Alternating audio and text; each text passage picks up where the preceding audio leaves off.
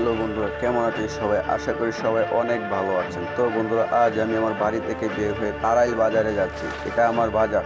তো বন্ধুরা, আমি বাজারে যেতে যেতে আপনাদেরকে তারাইল সম্পর্কে কিছু বিস্তারিত তথ্য বলতে চাই। তারাইল উপজেলা বাংলাদেশের ঢাকা বিভাগের অন্তর্গত কিশোরগঞ্জ জেলায় অবস্থিত। এই উপজেলাটি 1918 সালে থানা হিসেবে প্রতিষ্ঠিত হয় এবং 1983 সালে পূর্ণ উপজেলা রূপ পায়।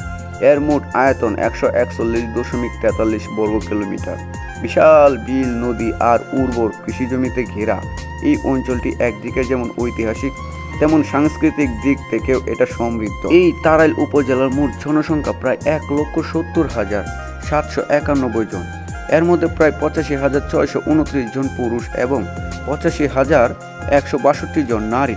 ধর্মীয় দিক থেকে এখানে বসবাসকারী প্রায় 96% মুসলমান, অর্থাৎ প্রায় 1,63,542 জন মুসলিম এবং প্রায় 4% অর্থাৎ 7,075 জন হিন্দু সম্প্রদায়ের লোক বাস করে। এছাড়া অন্যান্য ধর্মাবলম্বী মানুষও আছেন, কিন্তু সংখ্যায় খুবই কম, প্রায় 174 জন।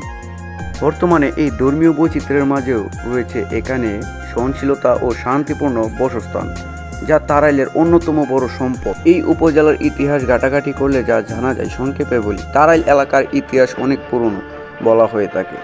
মুঘল আমলের শাসক নসরত শাহ এর সময়ে এটি প্রশাসনিক কেন্দ্র ছিল। এখনকার যাওয়ার পুরা বা ধলা এলাকা এখনও দেখা যায় যে সেই আমলের মসজিদ, জমিদার বাড়ি, মাজারের ধ্বংসাবশেষ, যেগুলো দেখে বোঝা যায় যে এক সময় এই অঞ্চল কতটা সমৃদ্ধ ছিল।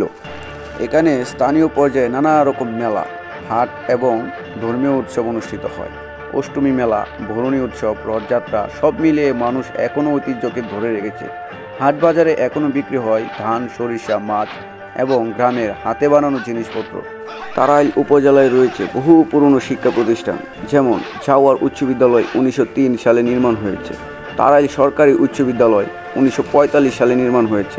তালজাঙ্গা রাজচন্দ্র রায় উচ্চ বিদ্যালয় 1964 সালে নির্মাণ হয়েছে। এইসব প্রতিষ্ঠানের শিক্ষার্থীরাই আজ দেশে নানা স্থানে কাজ করছে। এটি এই অঞ্চলের শিক্ষার শক্তির একটি বড় প্রমাণ। এইখানকার মানুষ মূলত কৃষিকাজে নিয়োজিত। ধান, পাট, গম, সরিষা ও শাকসবজি এখানকার প্রধান ফসল।